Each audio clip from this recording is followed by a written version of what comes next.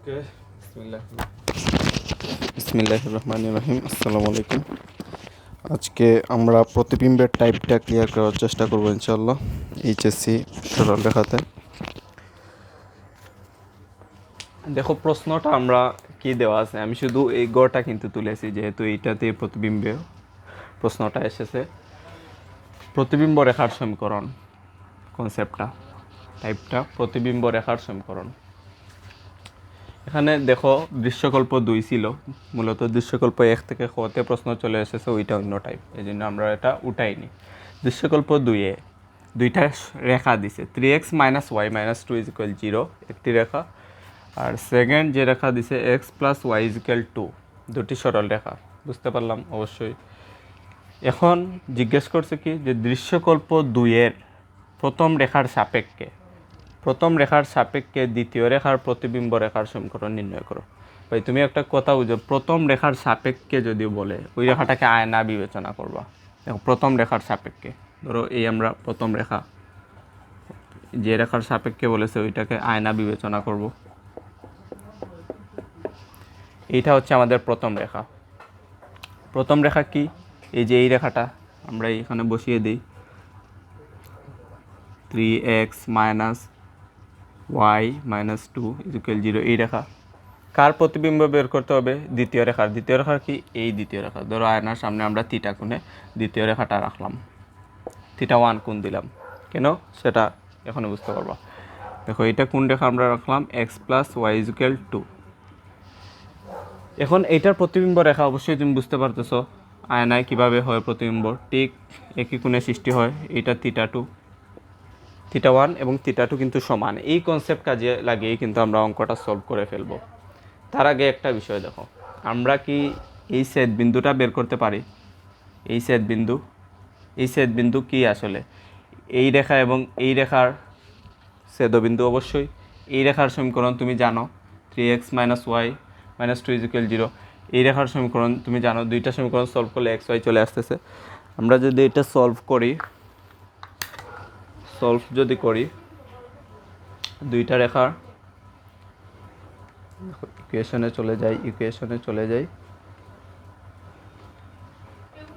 ওকে, আমরা সহগগুলো বসিয়ে ফেলতেছি।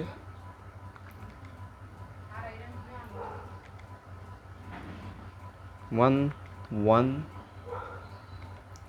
টু, দেখো এটা কিন্তু 1 1 চলে আসতেছে, এই ছেদ বিন্দুটা 1 1। এখন ভাই আমাদের কি লাগবে? প্রতিবিম্ব রেখা। প্রতিবিম্ব রেখাটা কি? এই রেখা, অবশ্যই এই রেখা। আমরা এগুলোকে একটু মার্ক করে নিই লেটার দ্বারা। এটা AB, ধরো AC AD। আমাদের অবশ্যই AD রেখার সমীকরণ লাগবে। AD রেখার সমীকরণ আমরা কিন্তু এখানে একটা কনসেপ্ট কাটাতে পারি। কিভাবে? তুমি θ1 θ2 এটা কিন্তু ইকুয়াল, কারণ বিম্ব যেটা গঠিত হয়, যে বস্তুটা তুমি যে কোণে রাখবা বিম্বটা একই কোণে সৃষ্টি হয় সমতল দর্পণে অবশ্যই। তাহলে এই কনসেপ্টটাই আমরা কাজে লাগাবো। আমি এইটা মুছে দিতেছি, ছোট্ট করে এই চিত্রটা আঁকবো এই সাইডে। এই আমাদের দর্পণটা কি? অবশ্যই যার সাপেক্ষে বলবে ওইটা দর্পণ, দ্বিতীয় রেখা দর্পণ। এটা সমীকরণ আমরা লিখতেছি 3x - y - 2 = 0। আর এই রেখাটা কি? যে রেখার প্রতিবিম্ব, অবশ্যই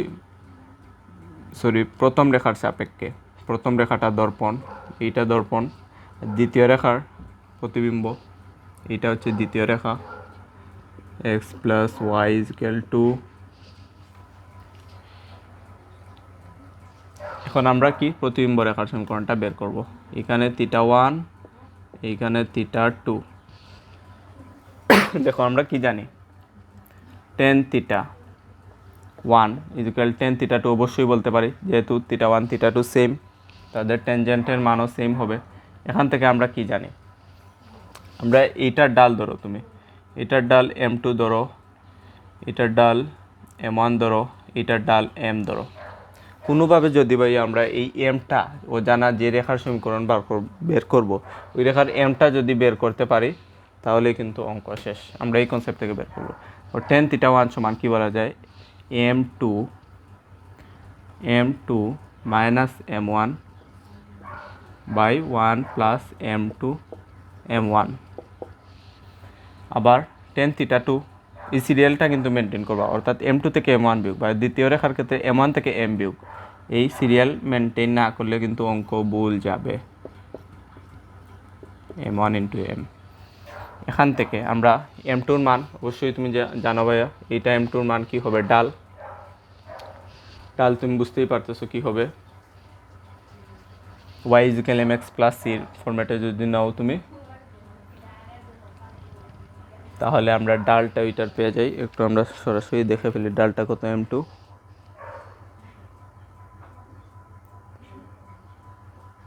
m2 হচ্ছে আমাদের, m2 হচ্ছে -1, m1 হচ্ছে 3।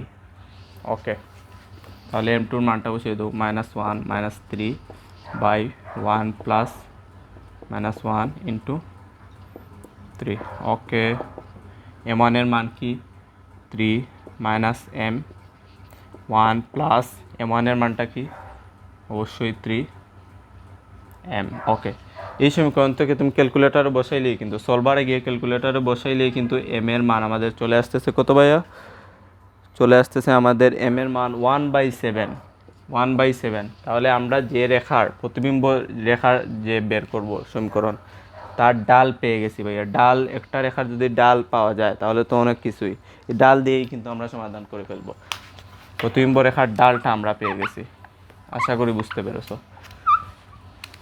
এখন আমরা ওই ডাল দিয়ে কনসেপ্ট কীভাবে খাটাই ওইটা তোমরা বুঝবা। ওই সেট বিন্দুটা আমরা কি পেয়েছিলাম, 1, 1, ডাল দেওয়া থাকলে আমরা জেনারেলি সমীকরণ কি জানি, y minus y1 by x minus x1 equal m অবশ্যই। এখন তুমি এই যে y1 দেওয়া আছে, এইটাই y1 x1 সবগুলো m এর মানও দেওয়া আছে, বসাও। y মাইনাস y1 এর মান কি 1 বাই x মাইনাস x1 এর মান কি 1, এখান থেকে m এর মান কি বসিয়ে দাও, m এর মান 1/7। ওইটা যদি তুমি একটু সিম্পলিফাই করো, ওখান থেকে চলে আসতেছে y minus 1 into 7 equal x minus 1। ওকে, এটাকে আর একটু সিম্পলিফাই করলে 7y minus 7 equal x minus 1। আর একটু যদি আমরা সিম্পলিফাই করি তাহলে 7y এখান থেকে চলে আসতেছে মাইনাস x মাইনাস 6 ইকুয়াল 0। দেখি আমরা আনসারটা মিলিয়ে, 7y minus x minus 6 equal 0, এইটাই কিন্তু ভাইয়া আমাদের আনসার। আশা করি বুঝতে পেরেছো, খুবই সহজ ছিল। অর্থাৎ আমরা ডাল পেয়ে গেলে আমরা এইটা জানি যে y minus y1 by x minus x1, মানে ওইটা মানেই তো ডাল, এই জিনিসটা মানেই তো ডাল। ওই ডালটা সমান তো আমরা ডালটা লিখতে পারি, ডালের মান m পেয়ে গেলাম, আমাদের y1 x1 ছেদবিন্দু পেয়ে গেলাম, মানগুলো ইনপুট করলেই কিন্তু চলে আসতেছে আমাদের প্রতিবিম্ব রেখার সমীকরণ। আশা করি বুঝতে পেরেছো। ওকে, বাই বাই।